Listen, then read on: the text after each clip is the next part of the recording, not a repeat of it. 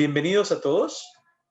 Muchas gracias por participar en esta nueva capacitación Sochimi Hospital Digital.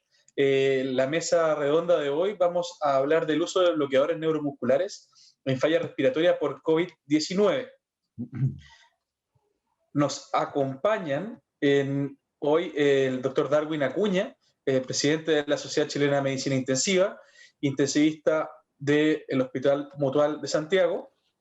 Nos acompaña la enfermera universitaria Jessica Espinosa. Ella es especialista en cuidados críticos de la Universidad Católica. Actualmente trabaja como coordinadora de UPC en la Clínica Alemana de Osorno. Y Macarena Ruiz Clavijo Vera, ella es kinesióloga, diplomada en kinesioterapia cardiorrespiratoria, diplomada en unidad de paciente crítico y diplomada en kinesiología y soporte ventilatorio para pacientes críticos. Mi nombre es Eduardo Catán, yo soy médico intensivista, trabajo en el Hospital Clínico de la Universidad Católica y voy a actuar de moderador. Le agradezco a todos por participar en esta mesa redonda y a todos nuestros invitados que están escuchando. La idea es que lo hagamos lo más interactivo posible, así que vayan mandándonos sus preguntas por el chat y las iremos integrando en la discusión y conversación. Muchas gracias. Perfecto.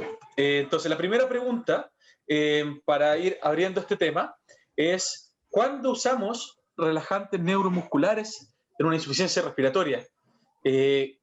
Porque no todos los pacientes con falla respiratoria que estén intubados vamos a iniciar una bomba, una infusión de bloqueo neuromuscular.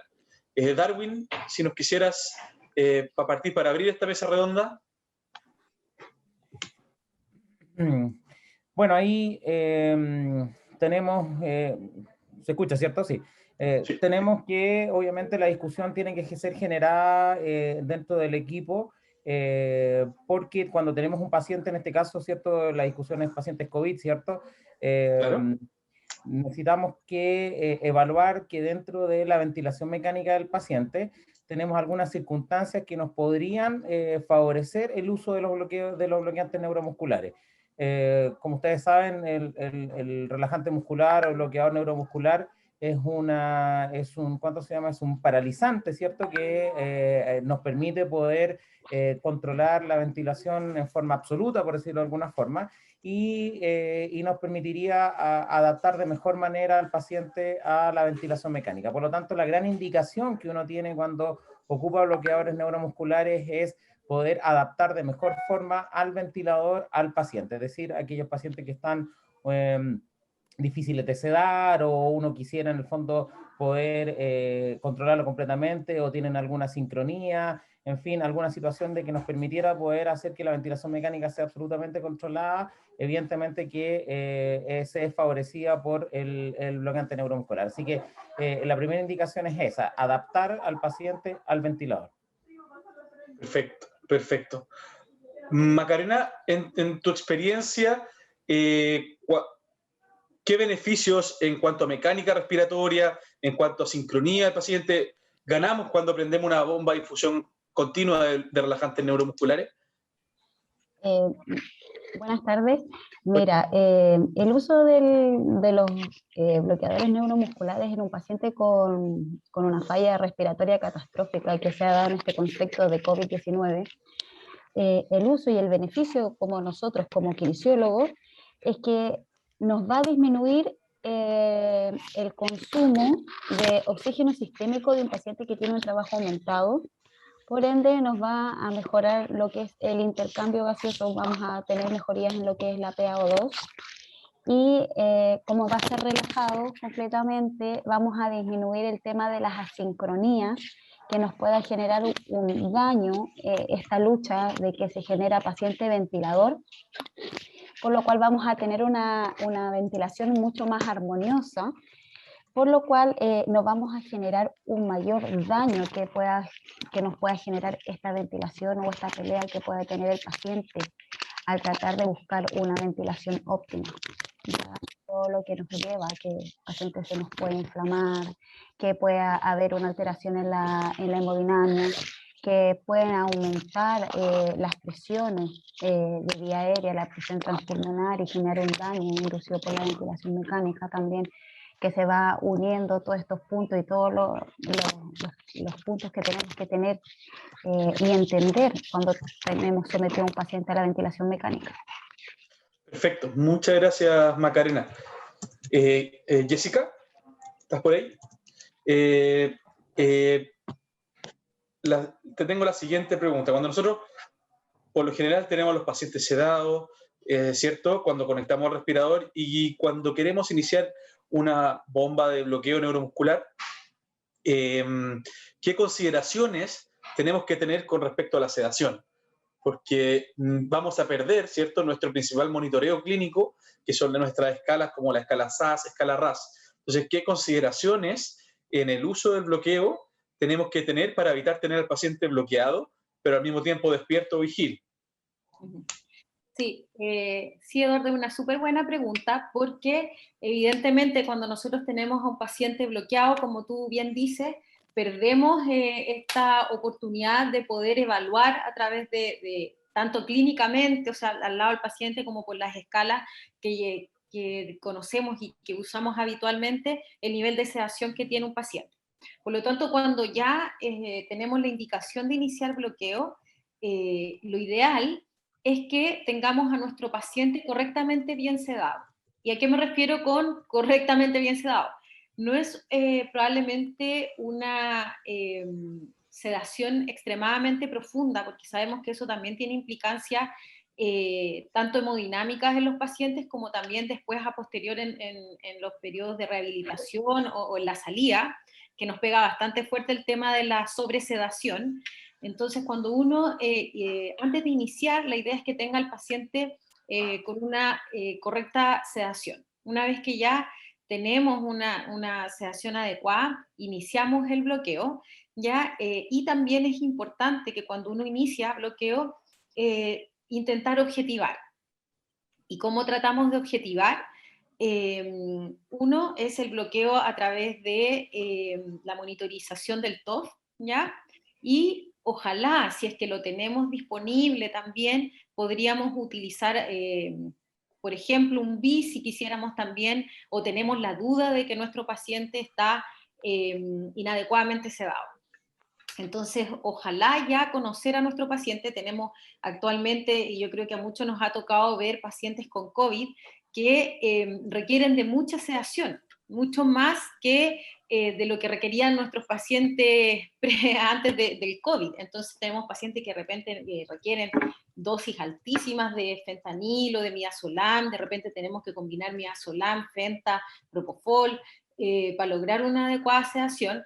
Entonces, ojalá antes de iniciar, tener eso bajo control. Y así tratar de asegurarnos, como dice Eduardo, no tener un paciente bloqueado y despierto, que sería Perfecto. Algo malo.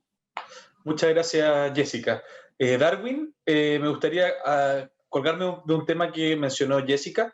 Yo sé que tú vienes del mundo de la anestesia. Si contarnos un poquito cuál ha sido tu experiencia con el uso de BIS, tanto en pabellón como en cuidado intensivo, y contarle a los que no lo conocen, más que nada de qué se trata los monitores de electroencefalografía. Está con micrófono apagado, Darwin. Sí, perdón, ahí está. Existe tanto en lo que es el monitoreo de anestesia, ¿cierto?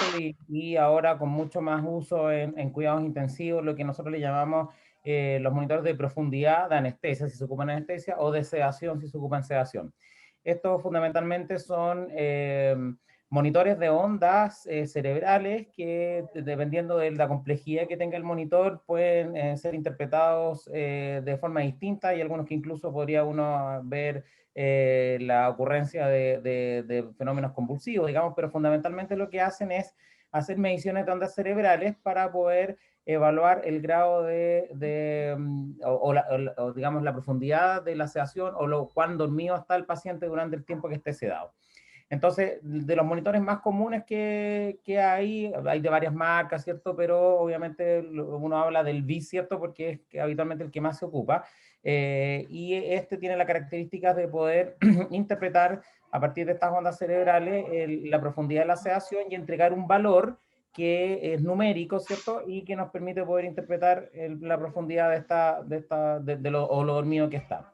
Entonces, ¿cuál es la ventaja de esto? Es que si bien no es un método infalible, por supuesto, porque está asociado a una buena colocación de unos electrodos frontales que se colocan, que se conectan a la máquina, y además, obviamente, tienen que estar bien puestos y además, en el fondo, que tengan un adecuado, no tengan tanto ruido y que interpreten bien el dato.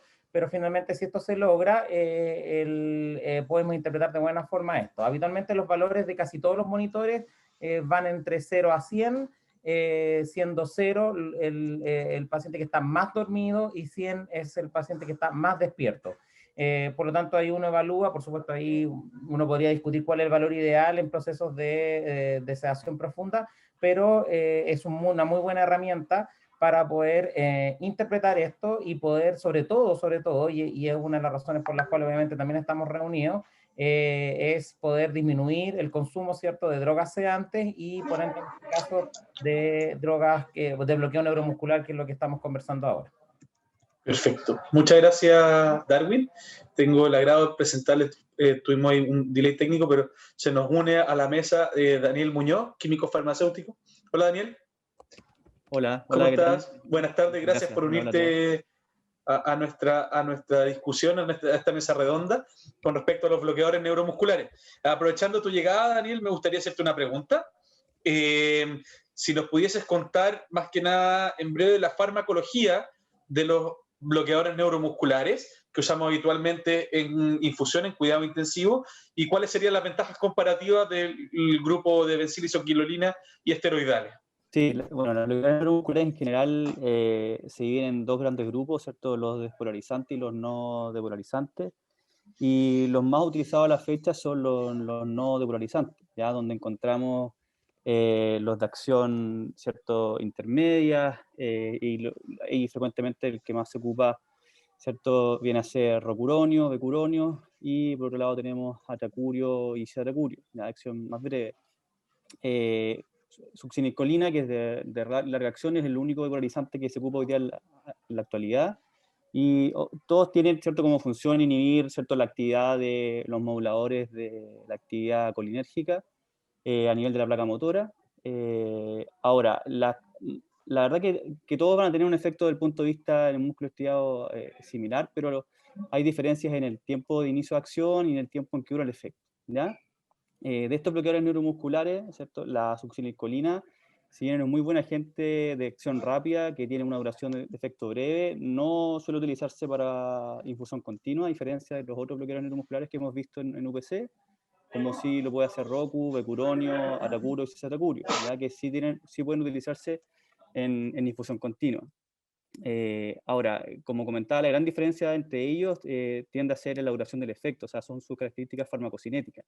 Y eso es lo que en grandes medidas, ¿cierto?, modula un poco la capacidad que tenga uno u otro de utilizarse como estrategia en infusión intermitente, en bolo intermitente o en infusión continua, ¿ya? Ahora, desde el punto de vista como del abordaje del bloqueo neuromuscular, hay que habitualmente utilizar estrategias lo más conservadoras posibles, y lo que nosotros hemos intentado hacer es priorizar el uso de la dosis intermitente en un paciente siempre que sea factible antes de partir la infusión continua. Como comentaban hace un momento, ¿cierto? Evidentemente hay que siempre tener el paciente sedado, profundo, idealmente en fase 1-2, antes de partir la infusión continua de bloqueo neuromuscular, pero incluso antes que eso, considerar si hay una respuesta desde el punto de vista de la hipoxemia o de la disincronía o de la hipercapnia, quizás con una dosis única de bloqueo, idealmente de acción intermedia, como por ejemplo rocuronio o becuronio, antes de incluso partir la infusión continua, como estrategia de bloqueo en pacientes con distrés respiratorio grave. Muchísimas gracias, Daniel. Le damos la bienvenida también al doctor Eduardo Tovar, médico intensivista del Hospital Clínico de la Universidad de Chile. Hola, Eduardo. Saludos a todos. Eduardo, para partir con una pregunta, estábamos recién hablando del uso del bloqueo neuromuscular, cuáles son las consideraciones para tener durante la sedación, y me gustaría, en tu experiencia, dentro de la falla respiratoria, en este caso por COVID, ¿en qué grupo de pacientes tendría indicación partir una bomba de infusión continua de bloqueo, por ejemplo? ¿Y en qué momento de la enfermedad? O sea, obviamente hay un sustento fisiológico que permite usar bloqueo neuromuscular en pacientes con distrés respiratorio.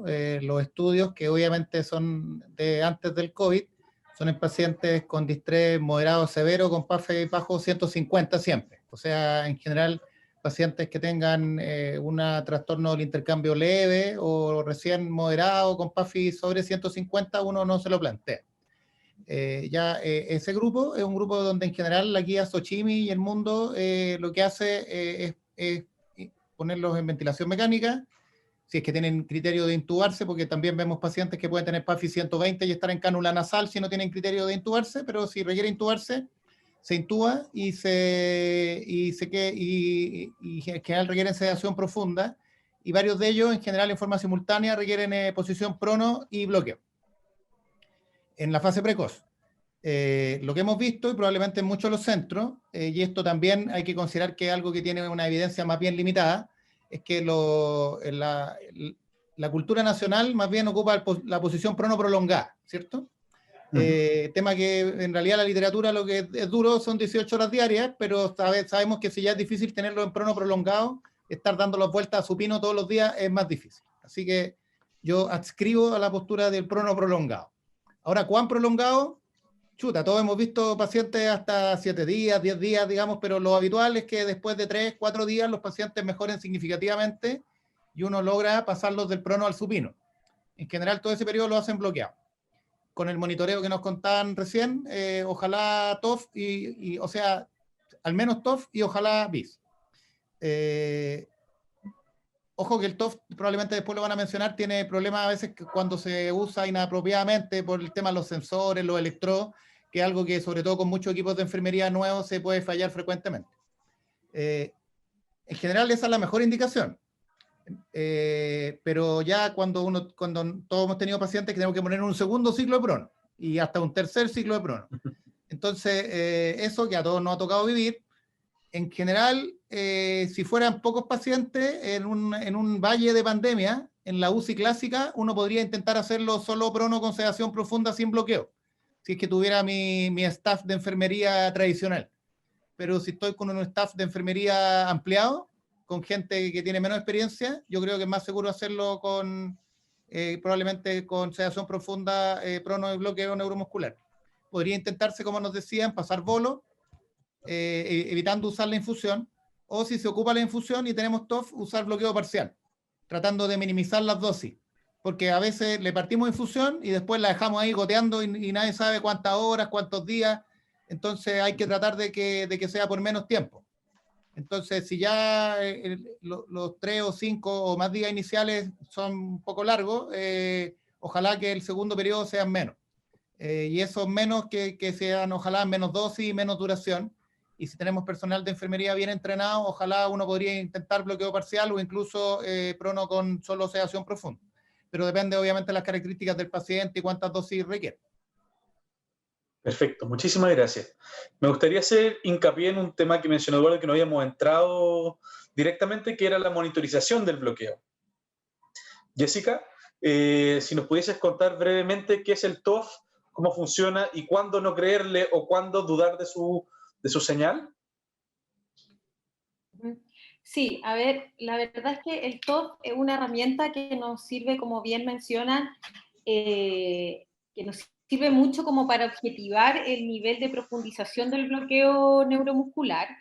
En el fondo el rol que cumple enfermería ahí es súper relevante porque en el fondo nosotros buscamos metas, ¿no es cierto? Metas de sedación, metas de relajo, tratando de ser siempre lo más conservadores posibles, como bien mencionaba el doctor Tovar, por no sobresedar y no bloquear a los pacientes. Por lo tanto, siempre la idea es que nuestra meta esté en mantener al paciente con una adecuada adaptación al ventilador mecánico, ya de que el paciente no esté haciendo esfuerzo ventilatorio y que en el fondo no esté, como uno comúnmente lo llama, luchando con el ventilador, ¿ya?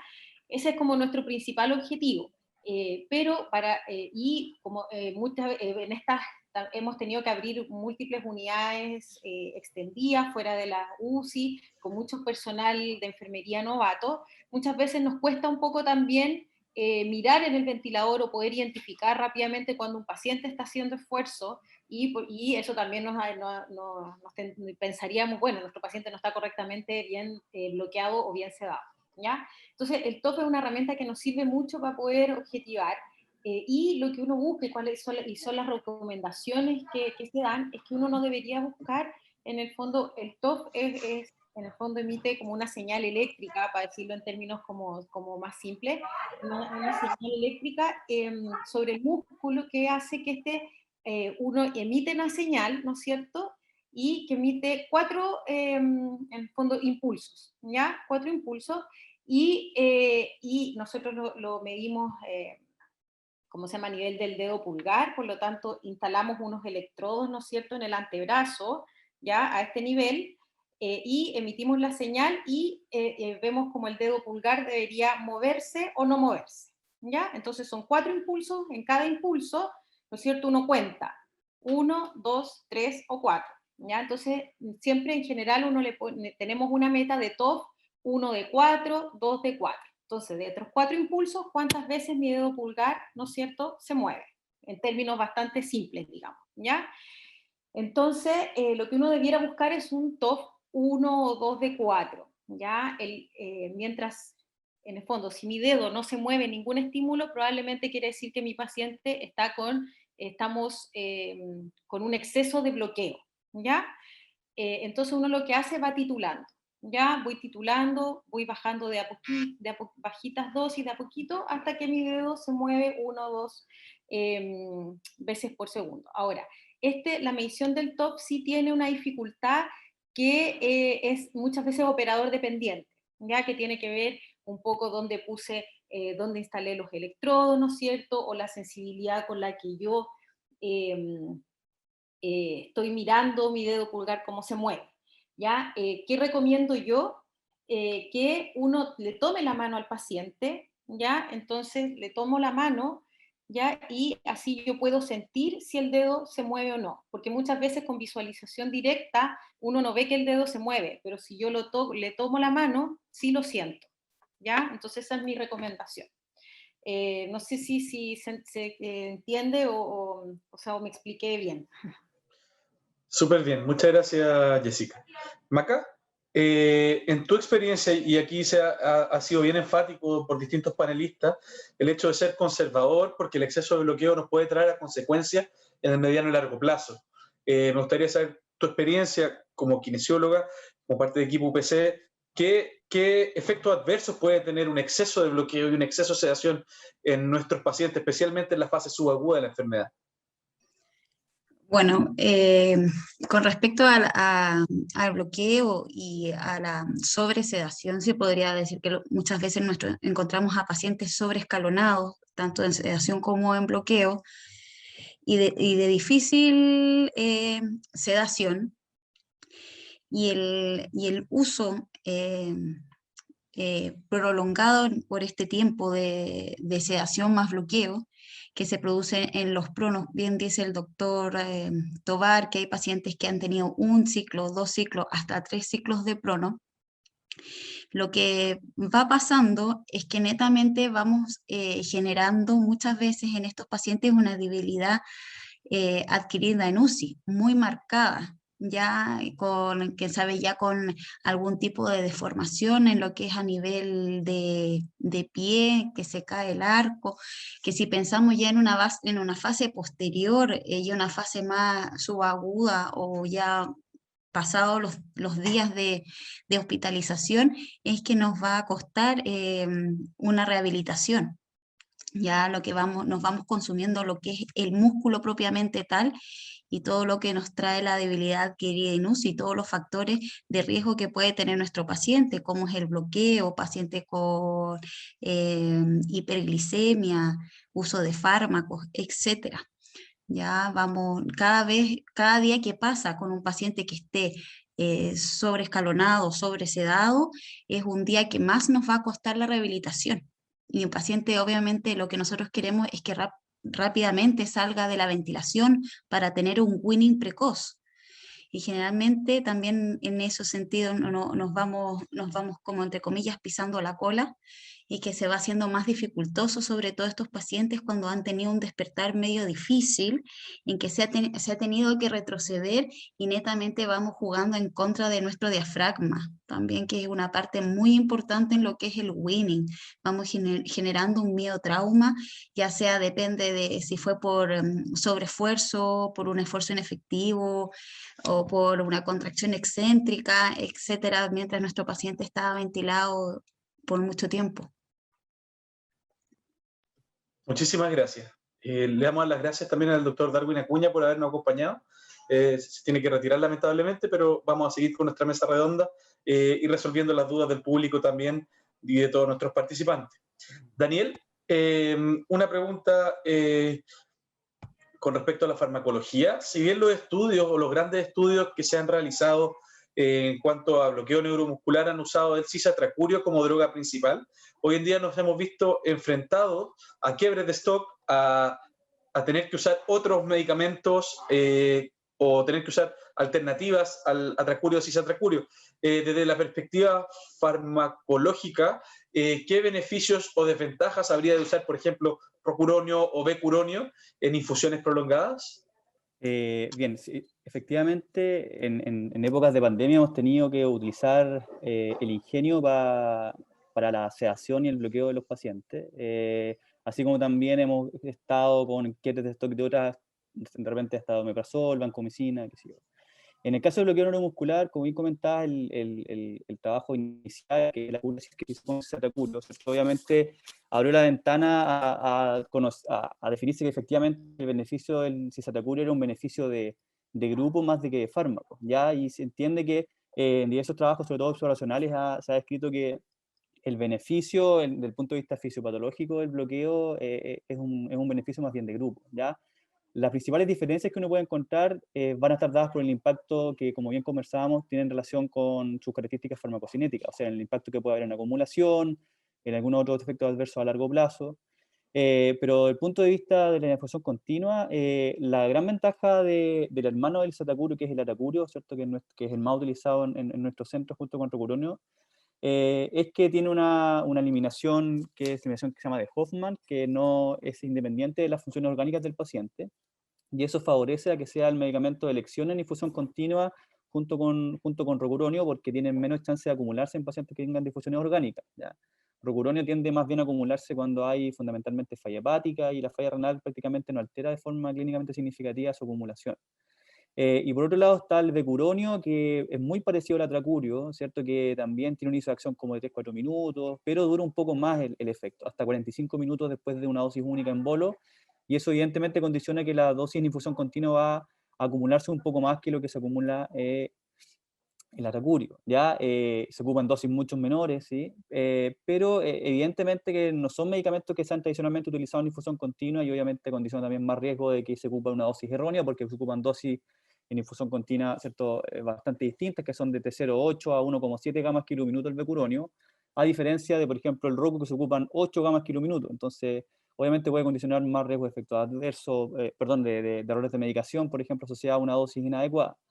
Entonces, en tiempos de crisis de fármacos, lo ideal sería utilizar estas estrategias conservadoras, como comentamos, donde el paciente ideal sería el paciente que llega con el distrés, pero con un compliance normal, donde a las 12-24 horas tiene que andar muy bien con ventilación mecánica y presión positiva, y ese paciente mejora la oxigenación muchas veces sin ninguna estrategia de bloqueo neuromuscular, sino con las medidas ventilatorias habituales y la sedación. Pero el gran problema está dado en el paciente complejo, con distrés severo persistente, después de las 48 horas, y en ese paciente es el que más probablemente se beneficia del bloqueo, y en eso, idealmente, lo primero es una estrategia conservadora, como bien comentaba también el doctor Tovar, que es ocupar, ¿cierto?, preferir el uso del bloqueo en dosis única, en bolo, y evaluar si a partir de esa dosis el paciente hay una mejora significativa, ya sea en las disincronías, o en la hipercapnia, o la hipoxia. Y solamente partir cuando vemos que el paciente requiere muchos bolos adicionales para poder conseguir el beneficio con el bloqueo, ¿ya? Ahora, cuando partimos la infusión continua, en ese escenario lo ideal, lo cual vamos a tener como dos estrategias: o dejamos la dosis fija, única, como dice Tovar goteando y que después nadie tiene idea de cuál dosis está recibiendo por cuántos días. Y esa es como la estrategia más conservadora en época de crisis, quizás con pocas enfermeras por paciente. Y en ese escenario, obviamente que vamos a condicionar mucho más exposición del paciente al medicamento y eso va a gatillar una sobreexposición al bloqueo neuromuscular.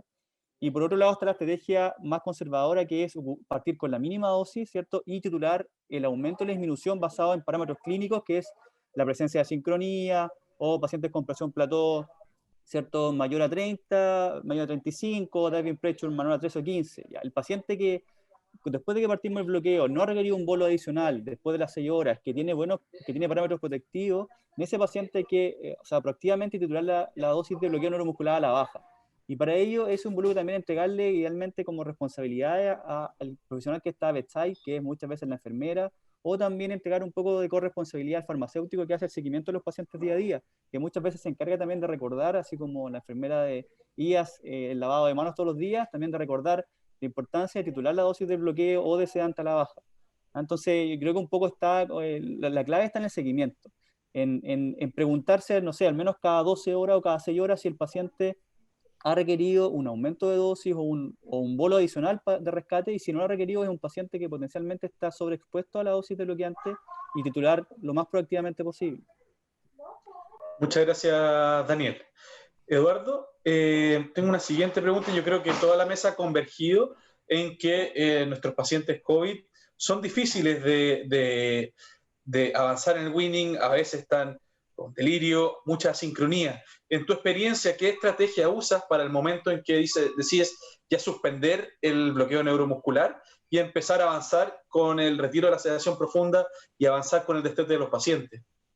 Ya, no es fácil. O sea, mira, por ejemplo, ahora tenemos un paciente que está como en 2 semanas de ventilador, un paciente inmunosuprimido por quimioterapia, que llegó con un COVID que más bien se portó como estos COVID tardíos, que llegó al ventilador entre el día 15 y 20, y que ahora estamos como en el día 35 de infección. Después del segundo ciclo de prono lo supinamos hoy día. Entonces, claro, uno lo supina y dice, oye, la PAFI está en 230, o 220, o 180, y no tiene ni una sincronía. Entonces, probablemente después de 6 horas de supino y buenos gases y mecánica similar, le sacamos bloqueo, ¿cierto? Le sacamos el bloqueo, se suspende nomás, nada va a irlo bajando, se corta y se ve lo que pasa. Si lo peor que puede pasar es que haga sincronía o que vuelva a tener alguna indicación y que no sea manejable con sedación y requiera reiniciarse o pasarse un bolo. Así que ahí hay que atreverse, sobre todo en el día, digamos, esto no es el momento para suspenderlo a las 2 de la mañana, sino que en la visita diurna, decir, mira, podemos suspendérselo ahora a la tarde y vemos qué pasa. Y, por ejemplo, en este paciente lo que hicimos al tiro es decir, mira, le vamos a sacar el bloqueo y como puede empezar a meterse al ventilador, lo voy a pasar a modalidad controlada por presión. Porque está en un bonito volumen control, 5 ml por kilo, curva cuadrada, que es fabuloso para el distrés en fase aguda, pero imposible para el paciente despertar confortable con esa modalidad de ventilatoria. Entonces, y de hecho, mientras estaba bloqueado, lo pasamos a presión control y movía el mismo volumen con presión control, no sé, de 14 movía los mismos 330 que movía en volumen control, que le da los 5 ml por kilo, y para tenerlo en una modalidad ventilatoria más propicia a empezar a despertarlo. Este paciente venía con atracurio. Nosotros, en condiciones normales, ocupamos cisatracurio y si no tenemos, ocupamos rocuronio. Pero ahora no tenemos ni uno de esos, así que tenemos que estar dando atracurio. Por ahí había una pregunta y funciona. Yo no lo ocupaba hace 20 años, creo que alguna vez lo ocupé por ahí. Pero ahora tuvimos que aprender a usarlo de nuevo. Y claro, después viene, lo pasa a presión control, le saca el bloqueo. El cisatracurio igual no se demora tanto en limpiarse, después que me puede corregir el farmacéutico, pero igual no se acumula tanto como eventualmente el rocuronio, así que yo estimo que de aquí a 2, 3, 4 horas se va a ir lo que tenía en infusión, y vamos a ver si tiene algún grado de sincronía o no. Po. Y si no tiene el paciente y sigue la PAFI sobre 150, podría ser candidato a pasar a medidas de sedación superficial. Ahora eso acá van a ser como las 20. Entonces yo no le voy a pedir al doctor de las 20 horas que se ponga creativo en la noche y que lo empiece a pasar a sedación superficial. Yo creo que ya por hoy pasarlo a supino y sacarle bloqueo me parece suficiente avance por un día para ese paciente puntual. Y si mañana está parecido con 180 de PAFI y en presión control razonable, probablemente sí podamos ir bajando la sedación y pasarlo a sedación superficial. Perfecto. Y ahí tu estrategia de sedación superficial ¿Qué fármacos va a involucrar? ¿Usas antipsicóticos, alfa-2 agonistas, opioides, rotar opioides? ¿Qué recomendaciones te gustaría hacer o poder? Bueno, ahí todas las alternativas son posibles, po. Si ustedes han escuchado Bujedo, Bujedo es de la escuela antigua, pues tiene más años que yo. Bujedo va, le corta todo y si se agita le da Aldol lorazepam. A mí no me gusta mucho hacer eso porque Aldol es algo que nos genera prurito, porque todos sabemos que los neurolépticos tienen mala evidencia, pero el Aldol tratamos obviamente de no usarlo endovenoso y preferimos titularle más bien neurolépticos atípicos por la sonda. Y las benzodiazepinas, hay mucho consenso en todos los expertos que buenas para el delirium no son, entonces tratamos de evitarlas. Así que lo que hacemos en general, tal vez no en este paciente que lleva tanto rato, pero en uno que va saliendo al día 7, 10, es que lo que yo hago que vienen con fentanil propofol, fentanil dosis baja o cortado, propofol, no sé, 1,5, parto dexmedetomidina, espero 1 hora y después le suspendo el propofol. Le hago switch. En fondo lo paso de... Ustedes saben que la guía y las recomendaciones dicen propofol o dexmedetomidina como fármacos de elección. Nosotros eso localmente le damos dex a los que tienen indicación de sedación superficial y propofol o midazolam, si no se puede solo con propofol, a los que tienen indicación de sedación profunda. Y ustedes me dirán, pero la mitad despierta con delirium. Sí, pues la mitad y más de la mitad va a despertar con delirium y lo más probable es que muchos de esos delirium van a requerir otras cosas. La dexmedetomidina es un buen fármaco, tiene un perfil que es bastante adecuado para estos pacientes o para otros que despiertan con delirium de difícil control, pero no es mágica. Entonces, fundamentalmente el manejo no farmacológico, la reorientación y todo el resto de las medidas no farmacológicas para el delirium son siempre central y tratar la causa, porque el delirium no se le va a quitar hasta que el paciente esté significativamente mejor. Entonces eso es lo que hago yo, más bien hago traslapes de fármacos de sedación profunda, fármacos de sedación superficial, tratando de bajarme el día antes de los opioides para evitar la respiración opiácea en la salida. Perfecto, muchísimas gracias. Macarena, en cuanto al manejo ventilatorio, el doctor Tovar nos contó del paso a presión control. En tu experiencia, para la salida del bloqueo, ¿alguna estrategia favorita, alguna recomendación, algún tip a nuestro público? Cuando el paciente está en vías de despertar o ya cuando se va a suspender el bloqueo y va a pasar a un tipo de sedación, la idea principal es que el paciente va a empezar a gatillar y va a tener una necesidad de respirar y va a tener esa necesidad de que le presuricemos la vía aérea. Por ende, pasarlo a un modo controlado por presión ha ido súper bien. No ha generado asincronías. Obviamente uno como kinesiólogo tiene que estar súper pendiente a los cambios que se van produciendo en la sedanalgesia y cómo esta interacción paciente-ventilador nos va modificando la gráfica ventilatoria. Si el paciente va a presentar algún tipo de asincronía, ir jugando tanto con el PIP, si es posible, si es que no está con un PIP alto, si es que necesitó previamente una maniobra de reclutamiento en la cual se tuvo que optimizar por un PIP elevado, ir jugando también con el tiempo inspiratorio, la presión inspiratoria, la relación IE, en que el paciente, para tratar de que este esté sincrónico al ventilador y no nos genere curvas erráticas, ya que nos va a estar demostrando que el paciente algo está pasando, que algo le sucede, y no retroceder y decir, no, sabes que el paciente no se puede controlar. En algunas situaciones pasa en que obviamente por más que uno trate de modificar parámetros, es imposible y necesariamente el paciente va a tener que necesitar algún tipo de bolo de sedación, aunque uno no quiera, porque probablemente uno puede estar bedside tratando 45 minutos, 1 hora, y al final no es que uno diga ya, demos un paso hacia atrás, que no es lo correcto. Pero sí necesitamos ya que el paciente empiece a despertar netamente un modo controlado por presión, o pasar también a un modo ISM por presión control. Pero yo netamente me quedo con presión control, más que el ISMB. A mí no me gusta. En ese caso de presión control, el paciente ya está mejor y no nos va a generar un tipo de inflamación, una respuesta adversa a este trabajo respiratorio espontáneo, pasémoslo a un CPAP. Pero yo como parte kinésica, el ISMB, no. Somos dos. Jessica, Jessica, entonces, en esta fase de transición que estamos ya suspendiendo el bloqueo, pasando de sedación profunda a sedación superficial, ¿qué otras recomendaciones nos harías tú, por ejemplo, del manejo no farmacológico, o qué otras cosas que a veces podemos pasar por alto para poder maximizar nuestras chances de éxito? Sí, ahí también nosotros como personal clínico tomamos un rol súper importante en esta fase, que yo creo que es una fase donde nos puede ir, que es una fase que puede ser muy exitosa, como podemos retroceder. Entonces, obviamente todos nuestros esfuerzos tienen que ir dirigidos a que nos vaya bien.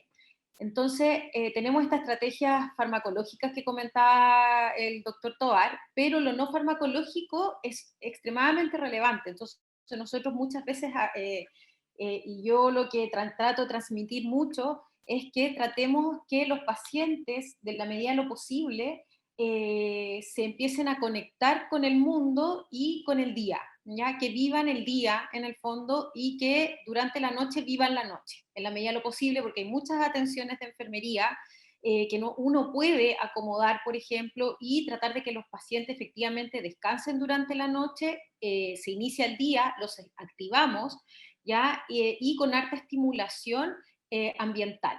¿Ya? Eso significa, por ejemplo, luces encendidas de la habitación, ojalá poder pasarlos a sillón, ¿ya?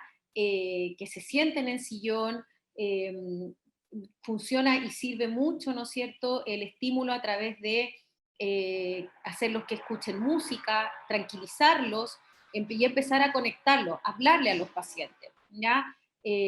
Contarles muchas veces, claro, uno dice, bueno, el paciente está delirioso, no me va a entender, no me va a escuchar, pero la verdad es que cuando uno empieza a conectarlos y a decirle, mire, don Juan, estamos en la clínica alemana Osorno, es tal día, tal fecha, pasó esto, tiene un tubo en la boca, no va a poder hablar, o está con una cánula aquí en la garganta, una traqueostomía, no se desespera, aquí estoy, qué sé yo. Entonces, el manejo ambiental que uno hace es extremadamente relevante. Tratar de que los pacientes descansen en la noche y en la mañana, tempranito, despierto, luces encendidas, ojalá sillón temprano y conectarlo. Ojalá música, cuando ya se empiecen estén despiertos, mostrarle imágenes de su familia, y ahí entra también todo este tema un poco también de también un poco de la humanización que se linkea absolutamente con el manejo del delirium y la salida del ventilador. Muchísimas gracias, Jessica. Ahora voy a hacer una pregunta abierta a toda la mesa. Dentro de los grandes estudios en medicina intensiva del uso de relajantes neuromusculares en distrés están los estudios del doctor Papazian, el estudio Curasis, ¿cierto?, que demostró una disminución de la mortalidad. Sin embargo, el año antepasado salió una contraparte americana, que fue el estudio Rose, que comparó una estrategia muy similar de bloqueo neuromuscular sin demostrar cambios en el outcome principal, que era mortalidad. No sé si alguno quisiera comentar con respecto a la divergencia o la comparación de estos dos estudios. Bueno, efectivamente comentar que lo que vino a poner en la mesa el Rose Trial es que un paciente con distrés respiratorio grave, en definitiva, puede tener un desenlace similar cuando se maneja con sedación ligera y sin bloqueo que un paciente que se maneja con sedación profunda y con bloqueo neuromuscular, que parecía que después del trabajo de Curasis era como el estándar del cuidado del paciente que ingresaba con distrés grave con PAFI menos de 150 al UPC, ¿ya? Entonces viene un poco como a decirnos que la evidencia del uso del bloqueante neuromuscular es cuestionable y que hay que, como todo en medicina intensiva, en gran parte de la medicina, hay que hacer la selección paciente a paciente del uso del bloqueo neuromuscular, ¿ya? Ahora, de todas formas, a pesar de que los dos son muy buenos trabajos, randomizados, ¿cierto?, de grandes centros, también hay diferencias importantes, sobre todo, por ejemplo, en el PIB, que en el Rose Trial, ¿cierto?, ocuparon un PIB como 12 milímetros de mercurio mayor que lo que ocupó en la Curasis. Entonces, eso evidentemente también puede condicionar los desenlaces que tiene el paciente en la ventilación mecánica, sobre todo, ¿cierto?, en la atelectasia, que muchas veces son también uno de los factores que condicionan las asincronías del paciente con el ventilador. ¿Ya? Y también hay otras diferencias, por ejemplo, en la precocidad del inicio de la estrategia ventilatoria. O sea, en el ROSE los pacientes muy precozmente, o sea, más antes que en el ACURASYS trial, ¿cierto?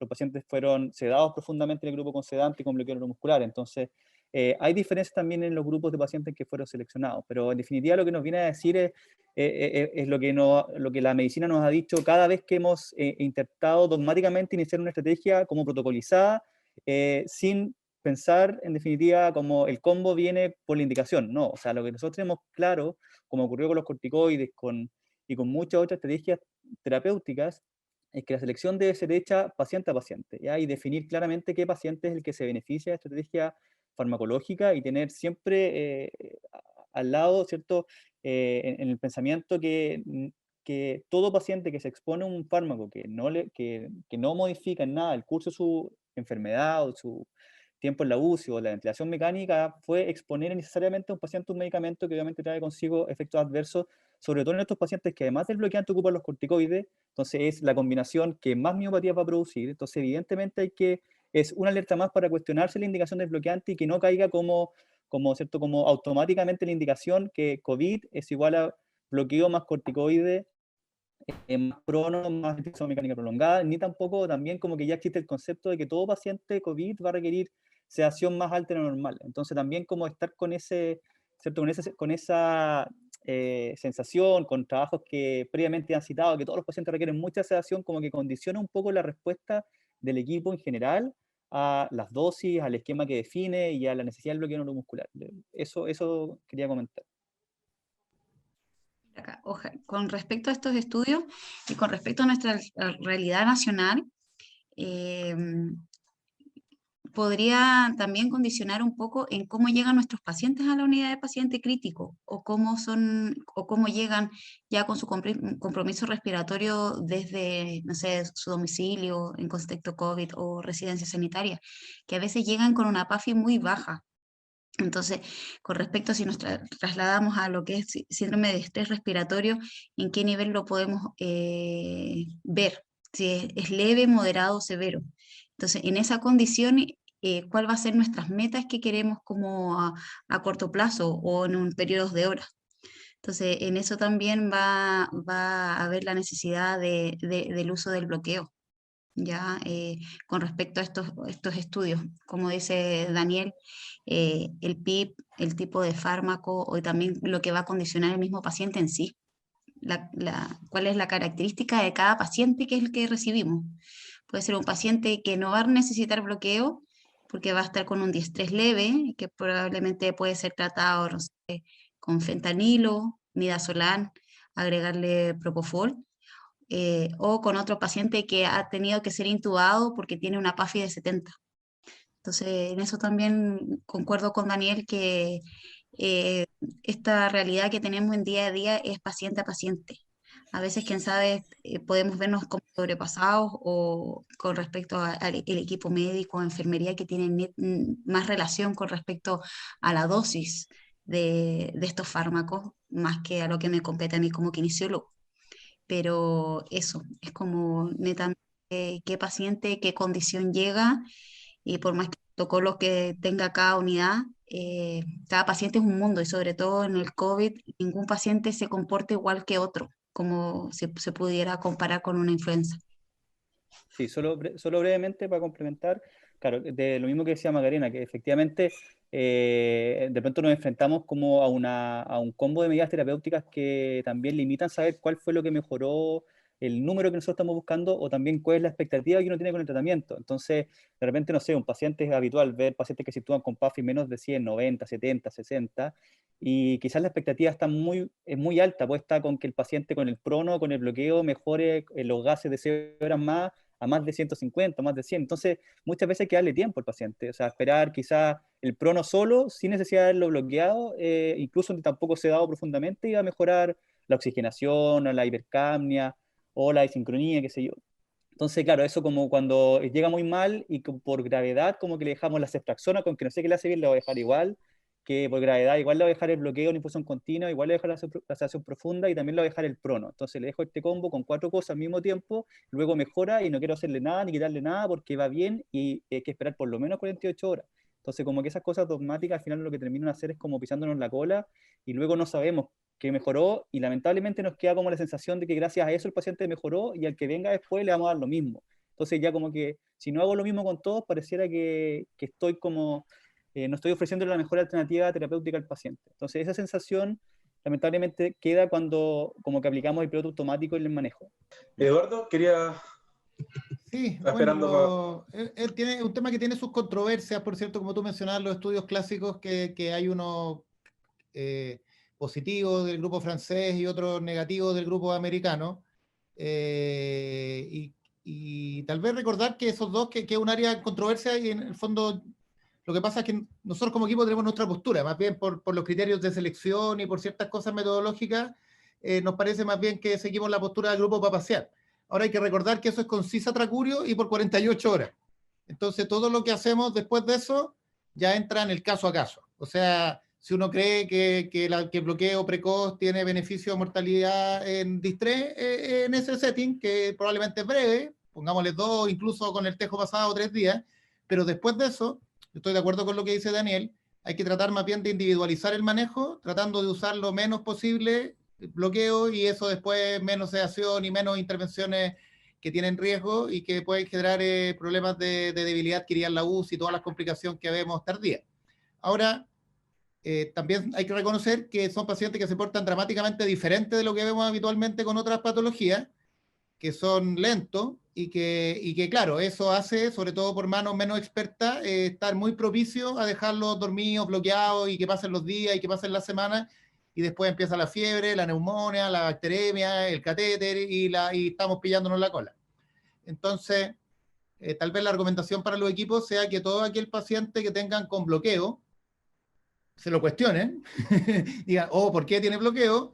Y si el paciente tal vez tiene PAFI sobre 150, por lo menos, uno diría, ¿sabes qué? Ese bloqueo podemos sin lugar a dudas suspenderlo, y si está bajo 150, oye, lleva 3 días, capaz que también podamos suspenderlo, o reducirlo, o monitorizarlo, hacer algo, porque lo que hay que evitar es el signo de la flecha, que es que la cuestión se quede igual, no nos demos ni cuenta, y mañana y pasado tenga la cuestión pegada, no sé, a Tracurio 1 o 2, y nadie se dio cuenta, no tuvo un BIS, no tuvo un TOF, nadie ni siquiera hizo una alerta, porque eso nos puede pasar, porque tenemos personal menos experto.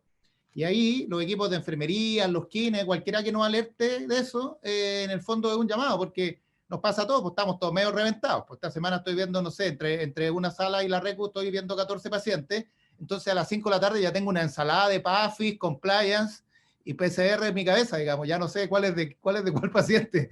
Entonces de repente puede llegar el kine, a veces nos pasa en la tarde, como nos pasa con el equipo tradicional que lidera Daniel Arellano, y dice, oye, doctor, que este paciente capaz que esté para prueba.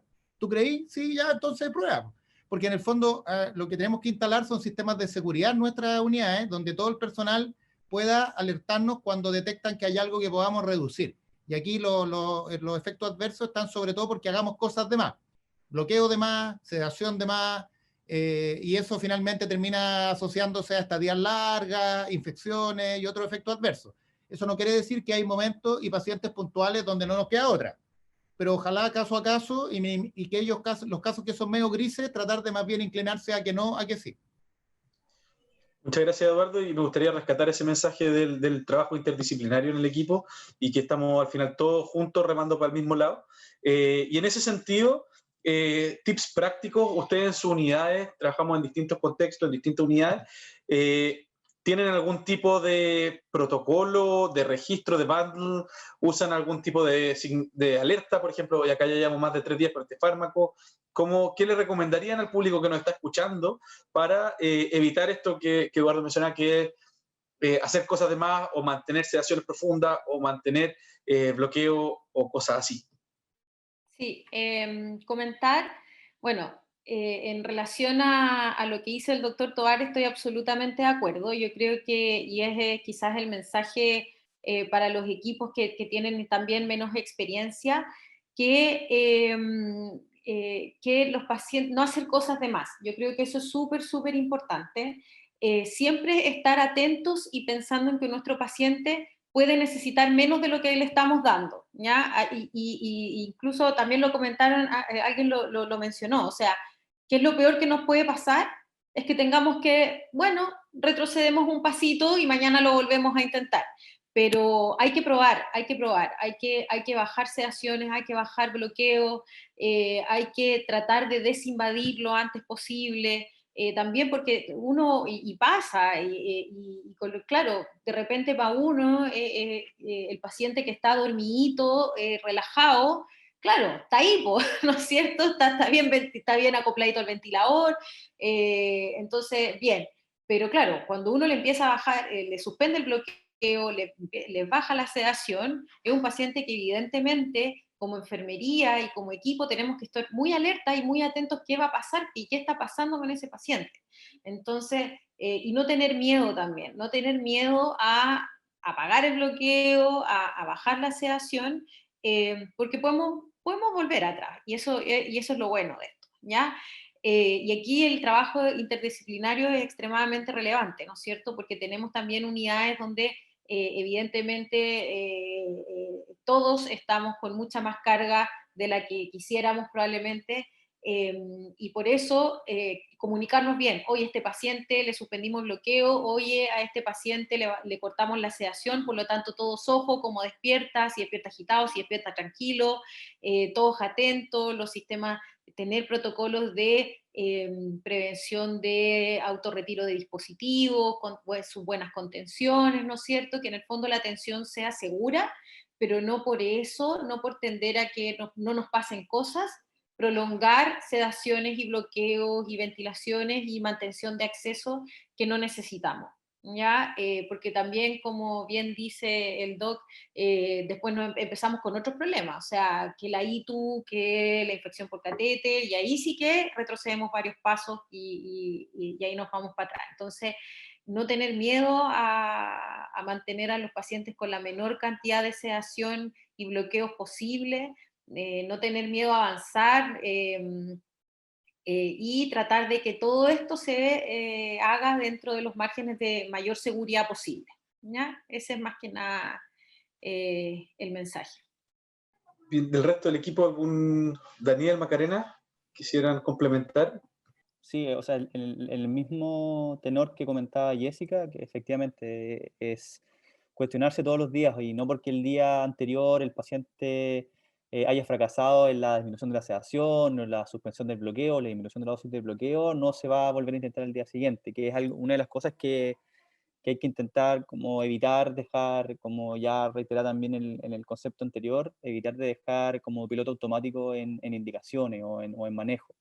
O sea, yo creo que la clave es como la visita del día a día, el seguimiento. O sea, ideal en los grupos que tienen, la UPC que tiene la posibilidad de tener seguimiento, alguien que se encargue todos los días de preguntarle, oye, se tituló la sedación las últimas 6 horas, ¿ha requerido algún bolo adicional las últimas 6 horas del paciente de sedación? Si no lo ha requerido, no sé, por decir 6 horas o 12 horas, o sea, efectivamente es el primer indicio que el paciente está con una dosis acumulada, y con el bloqueo lo mismo.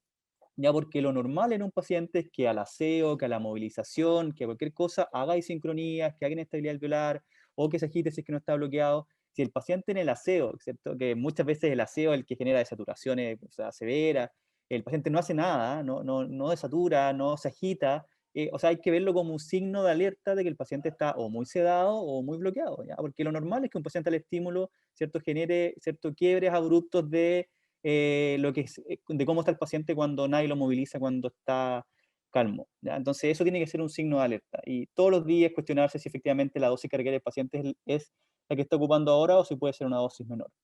Y quiero aprovechar con comentar lo mismo, por ejemplo, con las dosis de bolo de sedación, que muchas veces nos pasa que hay un paciente que está requiriendo, no sé, un escalón 12 de sedación con dosis muy altas, por ejemplo, 120 kilos pesa el paciente, con frente a 3,6 gamas kilo hora, y dicen, no, es que está agitado, hay que le pasó un bolo recién, y así que va a tener que subirle 2 escalones más porque el paciente no anda bien.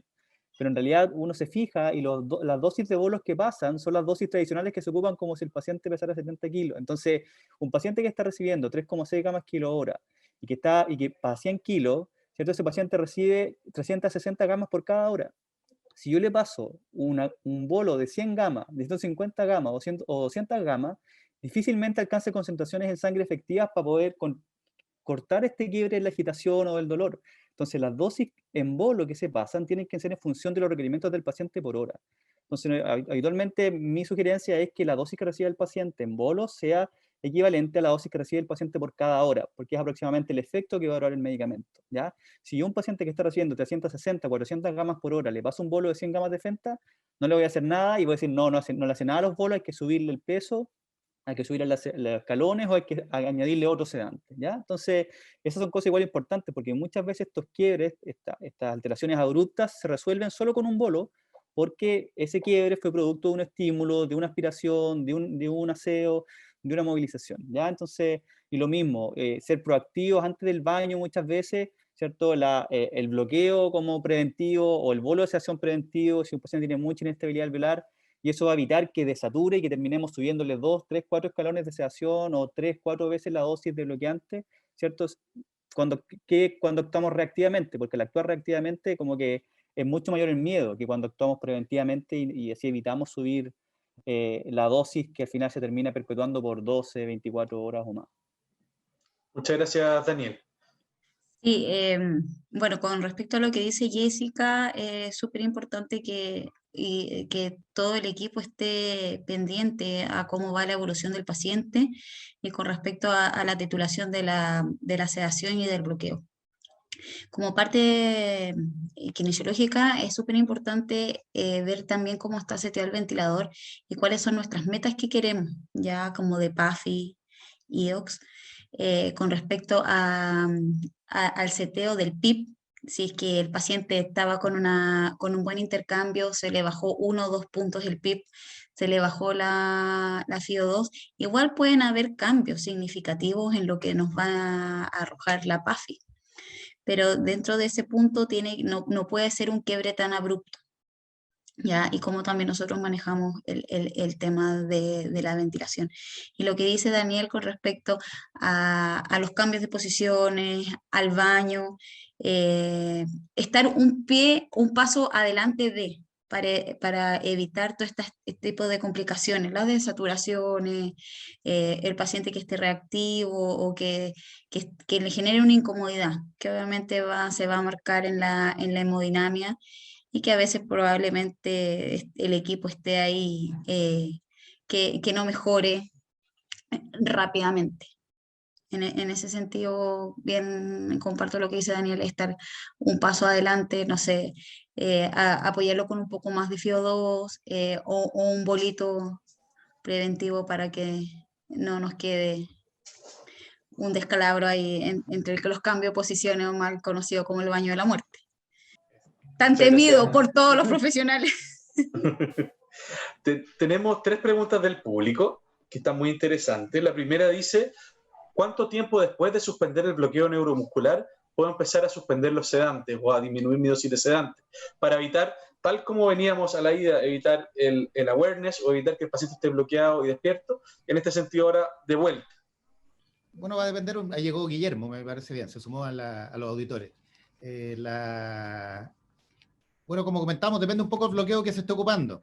Como yo les decía, la evidencia de los bloqueantes es más sólida inicialmente y en la medida que nos alejamos de los primeros 2-3 días, la evidencia es cada vez más mala. Entonces, tenemos que tratar o de no usarlo o de usarlo por el menor tiempo posible, privilegiando eventualmente los bolos más que partir infusión.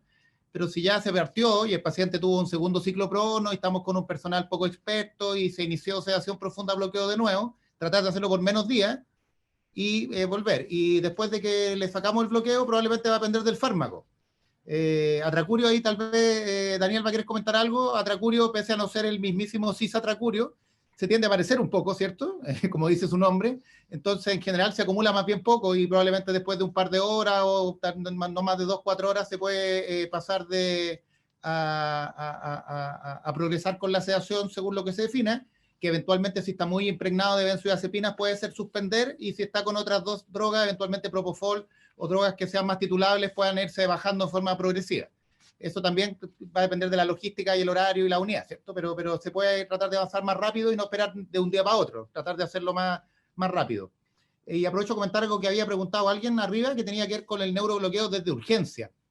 Que en general yo diría que más bien deberíamos tratar de evitarlo, salvo que sea ese paciente grave que llega con PAFI 60, con criterios de intubarse de urgencia, y que hay que poner así como que intubarlo en la urgencia, ponerlo en prono y ponerlo en sedación profunda, bloqueo, esperando cama, casi con el ECMO viendo si es candidato a conectarse, pero esos pacientes afortunadamente son los menos. Entonces siempre esos pacientes se pueden hacer cosas antes de que tengan una falla respiratoria aguda grave, entonces en general son muy pocos casos los que requieren estar así en la urgencia antes de subir a la UCI, salvo en situaciones de colapso en que tengamos la urgencia con 5 u 8 pacientes esperando ventilación mecánica, donde tal vez uno de ellos puede estar tan grave para que amerita partirse de bloqueo en la urgencia, pero no va a ser la regla, va a ser más bien la excepción que la regla. Y Guillermo también nos preguntó por el bloqueo de segunda, tercera semana. En general, como lo hemos comentado antes, cada vez va a ser menos justificable. Entonces, en general, hay que tratar de manejar a esos pacientes con otras estrategias, minimizando los reinicios de los bloqueos ya para el tercer ciclo de prono, o tratar de incluso evitar el tercer ciclo de prono. Muchos de esos pacientes hay que tolerar de repente que tengan la PAFI entre 120 y 150 y capear el temporal, porque también vemos, a veces estos pacientes los ponemos en prono y no mejoran mucho, ¿cierto? Porque ya más bien no están en un momento en que aporte gran cosa el prono, que más bien en la fase más precoce. Muchas gracias, Eduardo. Pregunta también ahora abierta al público. ¿Qué tan perjudicial es suspender el bloqueo en prono? ¿Cuáles son los riesgos? Porque hemos mencionado varias veces acá que tratamos de, cada vez que tenemos paciente en prono, tenerlo bloqueado, ya sea por ciertos riesgos. Si alguien nos pudiese contar, cuáles son estos riesgos de tener al paciente sin bloqueo, por ejemplo, en prono? A ver, en general, bueno, uno cuando prona a un paciente por distrés o mucha inestabilidad, es porque es un paciente, bueno, como bien digo, con harta inestabilidad al violar, y que es un paciente que probablemente no está en condiciones de destetarlo, al contrario, estamos recién iniciando, ¿no es cierto? Y probablemente estemos en la fase aguda, ¿ya? Por lo tanto, probablemente sea un paciente que sí tenemos que tener una adecuada sedación y bloqueo, ¿ya? Ahora, ¿qué riesgos hay teniendo un paciente en prono y sin bloqueo? La verdad es que, bueno, cuando uno prona a un paciente, en general las extremidades quedan bastante cerca de la cara, ¿ya? Y de los accesos vasculares. Entonces, claro, si tenemos un paciente que no está bloqueado y con un nivel de sedación quizás más superficial, podemos correr el riesgo de que este paciente se despierte y pueda haber algún autorretiro de dispositivo. ¿Ya? De hecho, en la clásica posición de nadador que usamos para pronar pacientes, la mano les queda, o sea, bajo el tubo, o sobre el tubo incluso. Entonces la probabilidad de que nos pueda ocurrir algo como aquello quizás no es tan baja, y la verdad es que un paciente que se extuve estando en posición prono es una situación de urgencia bastante compleja, de una emergencia en el fondo, porque es un paciente que rápidamente habría que supinar y reintubar, ¿ya? Entonces, la verdad es que uno de los grandes temores probablemente de enfermería cuando tenemos un paciente en prono es que lo tengamos correctamente bien bloqueado y sedado, porque podemos correr el riesgo de que ocurra uno de estos incidentes, ¿ya? Yo creo que uno de los grandes temores que nos pasa en este sentido, ¿ya? Así que, y como les digo, si tenemos un paciente en prono, es probablemente que un paciente que todavía, y esperamos que así, o sea, que en el fondo que si está en prono es porque todavía lo necesita, y si sí lo necesita es porque todavía tiene que estar con un correcto y adecuado bloqueo y sedación. Con respecto a un paciente en prono y su nivel de sedación y de bloqueo, tenemos que pensar que por qué el paciente llegó a prono. ¿Cuál fue su necesidad de esta maniobra de rescate? Que además de pasarlo a prono para tener como un reclutamiento fisiológico, necesitó una maniobra de reclutamiento alveolar. Necesitamos tener al paciente completamente relajado para poder hacer esa maniobra. El paciente no puede tener ningún esfuerzo respiratorio. Y si fuera así, estaríamos haciendo un procedimiento de mala manera, de mala forma. También es una posición en que muchas personas, estando vigil, no toleran el prono. Tenemos que ver los pacientes que están en prono vigil, en cánula nasal, es una posición incómoda. Si no lo tenemos, si por enfermería no está bien titulado lo que es la pseudoanalgesia y un paciente despierto, podemos correr riesgo, como dice Jessica, de una autoextubación, de retiro de algún invasivo, y que es algo que no ningún equipo quisiera tener. ¿Ya? También si este paciente llegó a prono es porque tiene un trabajo aumentado, y ese trabajo aumentado, la parte respiratoria, nos puede generar una inflamación mayor, un daño a nivel pulmonar, eh, bili, atelectrauma, o el pisili, el mismo trabajo que produce el paciente al estar conectado al ventilador mecánico, cuando aumenta este trabajo, ¿ya? Y generar daño en estas zonas que se produce PEN de luz. Y todo es como este círculo vicioso que tenemos dentro de los pacientes que están con un síndrome de estrés respiratorio. Muchas gracias. Pregunta, ¿han tenido problemas con el suministro han tenido que aumentar? La pregunta del público dice sí. ¿Han tenido que aumentar la dosis de relajantes, por ejemplo, a Transcurio, pensando que hay una falla en la calidad del producto, por ejemplo, en el transporte, en la cadena de frío, etcétera, etcétera? ¿Y cómo han resuelto este tipo de situaciones? Parece que nadie le ha pasado. Oye, a nosotros nos ha tocado un par de pacientes que, estando con Etracurio, han requerido, después de, no sé, 4 o 5 días, han requerido aumentos progresivos de dosis para llevarlo a TOF 1 a 2.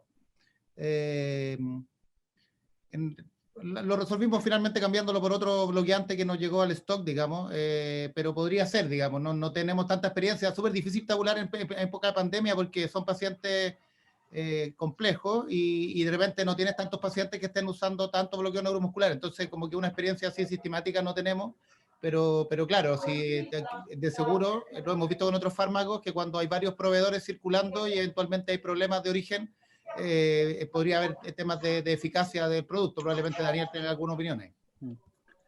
Sí, la verdad que nosotros, bueno, también, como dice Eduardo, no hemos tablado ningún dato. Efectivamente, hay pacientes que requieren más dosis que otros para poder lograr el objetivo clínico. Nosotros no ocupamos TOF, entonces no titulamos en la profundidad del bloqueo, solamente como nos guiamos por parámetros de ventilatorio, asincronía, ventilación protectiva. Entonces no hemos hecho una comparación a ese nivel, como modificación en el estímulo no en función de un fármaco u otro. Ahora, estos medicamentos fuera de la cadena de frío perfectamente pueden estar un mes a temperatura ambiente sin tener problemas. ¿Ya? O sea, no es que se pierda la cadena de frío y se pierde el efecto, ¿ya? Ni tampoco que tenga que estar como a temperatura 2 a 4, 8 grados Celsius durante una infusión, ¿no? Al contrario. Además, el tiempo que dura la infusión, si es que hubiese pérdida, sería clínicamente irrelevante, ¿ya? Porque las infusiones suelen prepararse, no sé, duran 12, máximo 24 horas. Pero también hay que tener presente que probablemente estos pacientes que están con megadosis de bloqueante neuromuscular son pacientes que están después de muchos días con bloqueante, y como todo fármaco, después de estimular muchas veces un receptor, el receptor lo asume como una señal ofensiva, y comienza el proceso de down regulation, disminuye la efectividad de los fármacos, y una estrategia podría ser, por ejemplo, la rotación de bloqueante neuromuscular. Desconozco yo si eso tiene algún sustento o mejor o no la respuesta. Probablemente la gente que lo ha hecho y que ha notado alguna diferencia pueda decirlo. Nosotros tampoco no hemos visto una situación, pero o sea, el fenómeno down regulation no ocurre solo para los sedantes, ocurre para todos los fármacos. Cualquier receptor que tú lo estimules constantemente lo asume como una señal ofensiva, y el efecto obviamente puede disminuir, así que también puede darse eso. Entonces, como son una serie de variables que pueden confluir en la falla de respuesta terapéutica, como asumirlo solo a la calidad es como complejo, pero también seguro que lo puede ser. O sea, lo hemos visto con los sedantes, o sea, siempre queda la duda al final si es que puede ser o no la calidad la que está impactando en que requieran más dosis de todo. Muchas gracias, Daniel.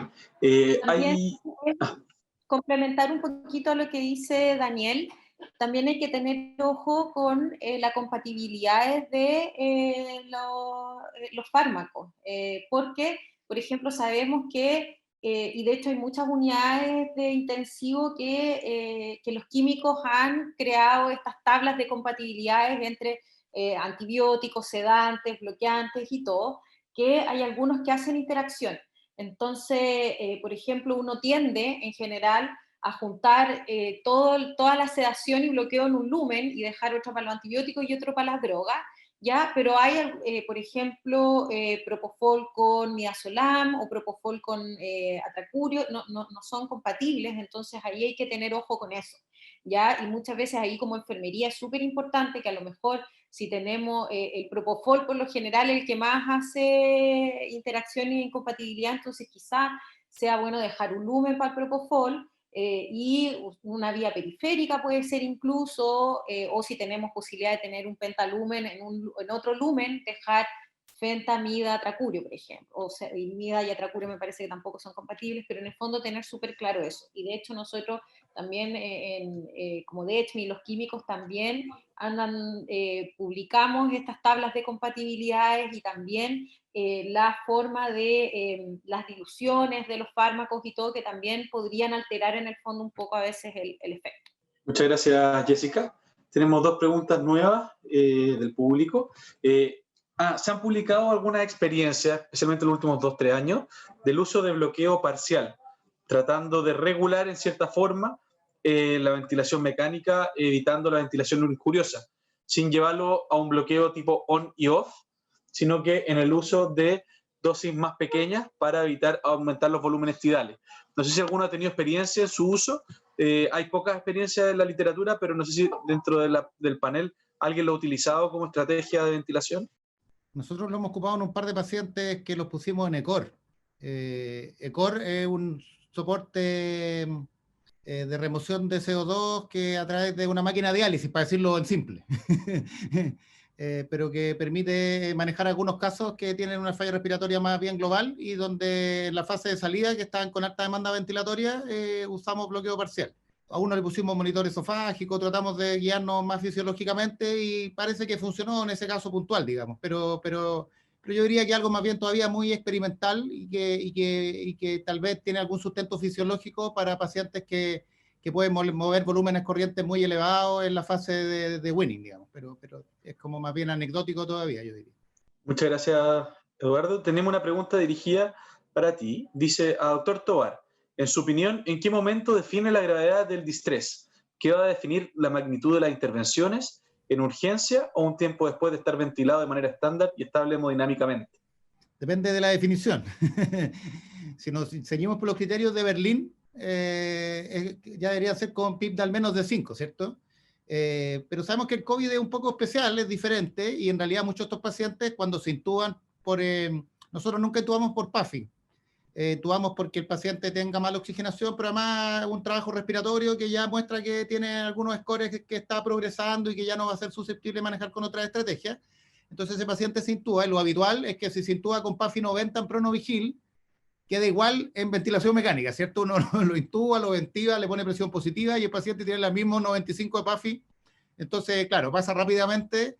Claro, entonces uno diría, ¿cuánto rato le doy de manejo estándar antes de decir que tiene un distrés? Ahora, ese paciente habitualmente tiene imágenes, tiene un pulmón con, no sé, un escáner con 50, 70% de compromiso del parénquima. Entonces, en realidad no tenemos muchas dudas que sea un distrés. Si uno fuera muy ortodoxo, como sugiere Edgardo ahí en la pregunta, uno esperaría, no sé, le voy a dar 6-12 horas de ventilación a presión positiva, PIP de al menos 5, y tal vez ahí digo, de verdad tiene un distrés, pero en la experiencia, todo eso que uno intuba en esas condiciones y llegan a tener PAFI 100, lo más probable es que en 6-12 horas estén igual. Aquí son inusuales los casos que con ventilación a presión positiva y maniobras iniciales los pacientes mejoren a 200, 250 de PAFI. Existe, pero es más bien inusual. Lo habitual es que estos pacientes más bien responden lento, ¿cierto?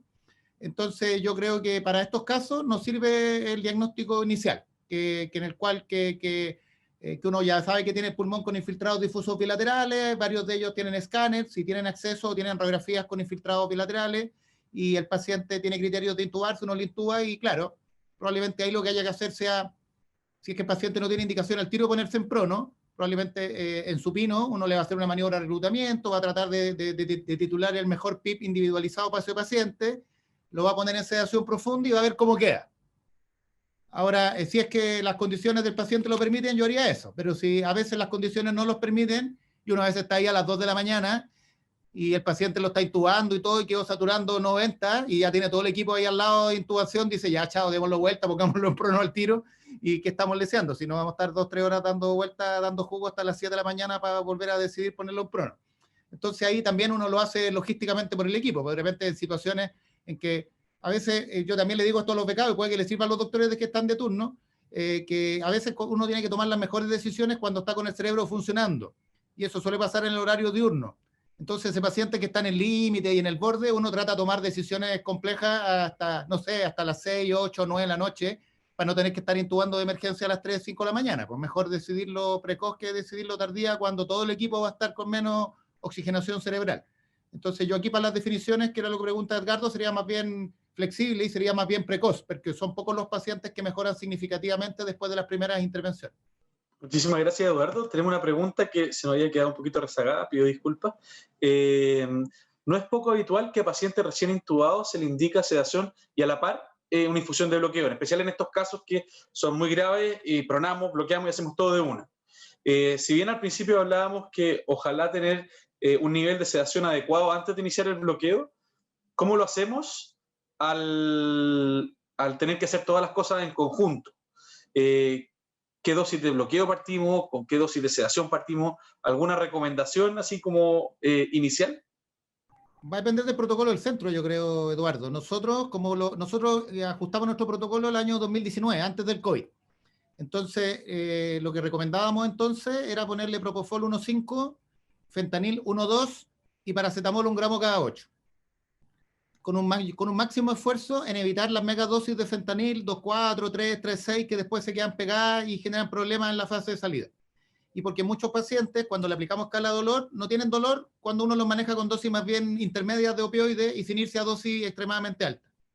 Entonces yo diría que ese es el esquema que ocupamos acá. Ustedes podrían ocupar cualquiera. Para los centros que tienen midazolam y no tienen propofol, podría ser dejarlo, no sé, con 0,06 miligramos kilogramo de midazolam, para los escalones del protocolo antiguo que hicimos con Guillermo.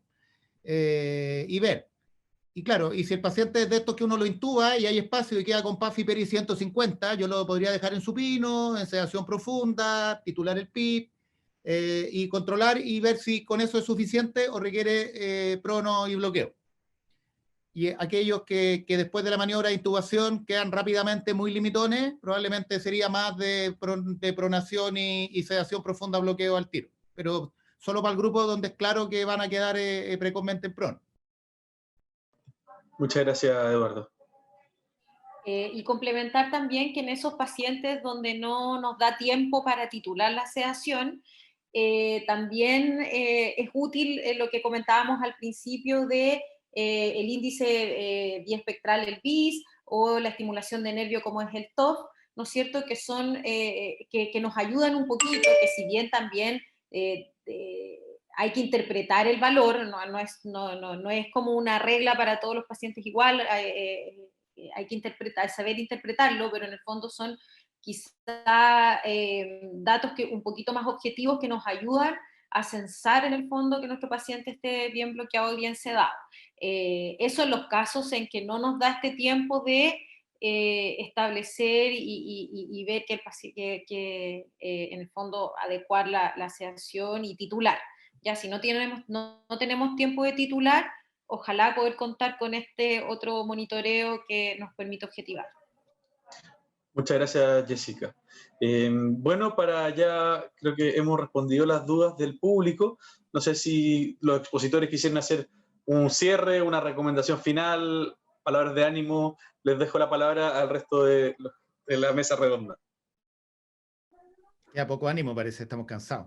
Oye, yo creo que el principal mensaje para todos los equipos que están en sus centros es primero respirar profundo, hacer un poquito de mindfulness y maniobras para mantenernos dando esta batalla. Sabemos que ha sido durísimo para todos los equipos, estamos todos en buen chileno bien hechos pedres, ¿cierto? Cansaditos, ya bien agotados y queremos hacer otras cosas, no solo COVID, muy como todo el país, digamos, todo el mundo, pero nos queda un rato todavía de ponerle y en ese sentido esta área del uso del bloqueo y el uso de sedante es donde frecuentemente cometemos errores, porque estamos preocupados de otras cosas y lo dejamos. Y el mensaje que ya hemos dado varios de los que hablamos es que en general menos es más. Y muchos pacientes, cuando se pase la visita, ver si las dosis que tienen pueden estar pasadas. Entonces, cada vez que yo bajo el fentanil, o que bajo la sedación, o que bajo los bloqueos o lo suspendo, finalmente eso se notan, son pequeños avances que no son tan visibles como otras cosas que hacemos, pero que después se da cuenta Macarena cuando estamos rehabilitando pacientes. En la fase de la salida, en la rehabilitación, en el WIN, y finalmente en el desenlace alejado, porque finalmente todo este tremendo esfuerzo no solo para que sobrevivan, sino para que queden bien. Entonces sabemos que la sedación excesiva y el bloqueo excesivo puede generar riesgo, entonces sabemos que también a veces hay que usarlo, pero tiene que ser la dosis ojalá justa, precisa, eso a veces no es tan fácil, y tenemos que individualizarlo lo mejor que podamos con los monitores que tengamos al lado de nuestra cama, del paciente. Yo desde el punto de vista de enfermería, nada, solo también reforzar lo que dice el doctor Tovar y lo que hemos hablado, conversado todos desde las distintas disciplinas, digamos. Muchas veces más, siempre tratar de sacar a nuestros pacientes la medida de lo posible lo antes que se pueda, desinvadir lo antes que se pueda, estimular ambiental también, súper importante para evitar el uso farmacológico muchas veces, sobre todo en las fases de salida, y también apoyarnos en la sociedad. O sea, yo creo que como Sochimi, las distintas divisiones de la Sochimi hemos tratado de estar súper a disposición de todos los centros, de todas las UCI, las expandidas y las no expandidas, porque muchas veces las experiencias de distintos lugares del país nos sirven y nos apoyamos entre todos. Así que nada, pues esperamos que estas mesas que estamos haciendo sean útiles para ello, y si quedan dudas, si nuestras redes están disponibles también para que podamos seguir respondiendo dudas. Para finalizar, como de la parte kinésica, es que como equipo de kinesiólogos estamos todos cansados, y la verdad es que siempre en un equipo va a haber algún kinesiólogo que tiene mayor experiencia. Ya le hablo como a los colegas que recién están empezando en esta área del intensivo. Apóyense, estudien, si tienen alguna duda, pregunten. Ya estamos trabajando con un paciente crítico que cualquier duda o cualquier error puede jugar una mala pasada, no sobre todo como equipo kinésico, sino a todas las áreas y todas las disciplinas que están viendo a nuestro paciente.